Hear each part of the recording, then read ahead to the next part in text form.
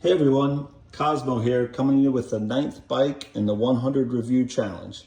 Today I'm going to talk about this 1972 Honda Z50Ak2. I'm going to use it to talk about the little differences between the KO, the K1, and the K2, and the significance of this little bike, which was also known as the Mini Trail, as you could see. So they started in 1968 with the KO. It also had this turtle tank. It also had the hardtail with no rear suspension. However, it did not have a lighting system. So 69 and 70, they had the K1, which gave you the lighting system. It switched the colors. It had silver on the top and then the color on the bottom for the K1 era. And everything else was pretty similar to this. Then the K2 came out, so this bike was produced both in 70 and 71, and some of the changes were the oval badge as opposed to the little round disc.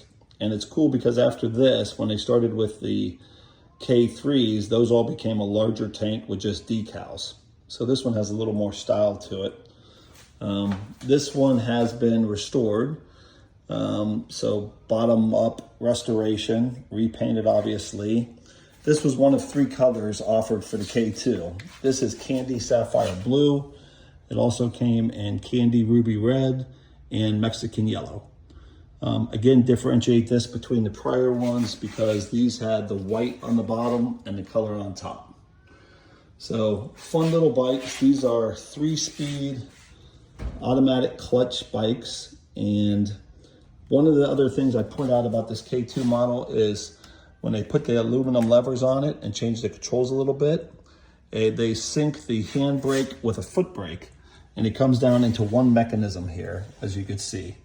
That little bugger there had a tendency to break, and they're incredibly hard to find now since it was only for this one model.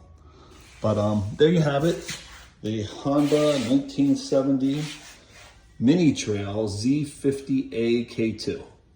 Hope you enjoyed the review and learned a little bit. Have a great day. Ride safe.